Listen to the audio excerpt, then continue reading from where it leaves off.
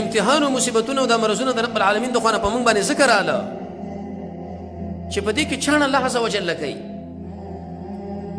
هغه انسانان چې هغه د رب العالمین نه یریدونکي و هغه څنګه رب العالمین له منقاد شول خو خو زموږ د الله سره یو رقم تعلق اوس نورم ډېر قوي دی روژې پکې ونیولې صدقې پکې ورکړې جمعه سره تعلق راغی ولې کوم انسانان چې هغه د رب العالمین په دې خوله باندې بندګان دي او په دې زړه کې د هغوی د ایمان بشاشت وردننه شوی نه دی الان کما کان پخوا چې څنګه وشي اوس هم په هماغه درجه باندې دی هماسې ګانې بچانې اوري هماسې د رب العالمین نه په غفلت کې واقع دي هماسې د په طبیعت کې چېرته دام نه ده راغلی چې یو شی شته دی او یو شی نشته دی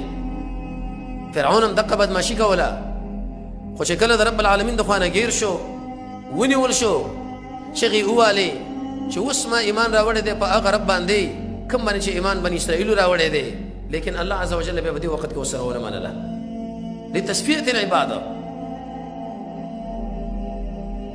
امتحان رب العالمین په موږ او تاسو باندې څه راولي دا مصیبتونه مرضونه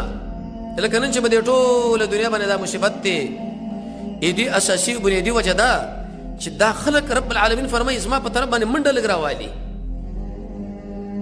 ابن قیم سے فرمایي استعاذه څه معنا منډه کول د هغه چا نه چې تاله ضرر درکوي او ځان رسول هغه چاله چې هغه تا بچ کوي لکه یو وړوکی بچی دی یو ماشوم دی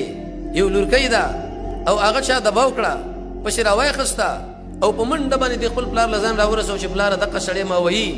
پلار به د هغه دفاع وکړي نو د رب العالمین په دې امتحاناتو کې چې موږ له را متوجه کړي دي مرزونه چې موږ له را متوجه کړي دي تر څو پورې زمونږه توجه التجا منډه د هغه په طرف باندې ثابت شي اوس په خپل ځان باندې سوچ کوه خطیب شربیری د سورې شورا د روایت په تشریح کې لیکلي چې خپل ځان اعمال دا ټول اوس پر قرآن او سنت باندې تله چې آیا دا برابر دي که نه موږ په دې امتحان کې الله له منډه واخیسته که وانه خسته زما د والدې منډه واخیسته که وایې نه خسته زما د بیبي چې دنیا خواهشات یې پوره کوم دې منډه واخیسته که وایې نه خسته زما د ما تحت د مامورینو منډه واخیسته که وایې نه خسته زما طالب العلمانو منډه واخیسته که وایې نه خسته که چېرته اخیستي انشاءالله په امتحان کې زموږ ښه درجه به یې راوځي ښه نتیجه او که څنګه لکه الان کما کان چې دا خلک وایي پخوا چې څنګه وو هماغه شان اوس هم یو نه پکې د تهجد اهتمام راغی نه پکې د روژې اهتمام راغی نه پکې د ذکر اهتمام راغی نه پکې د نورو مسایلو اهتمام راغی پوه شه په دې باندې چې برخلیک دی نتیجه دی صفر ده ناکامه به به ډېر لاسونه مږې رامږې هېڅ پیدا به تعالی الله عز وجل در نه کړي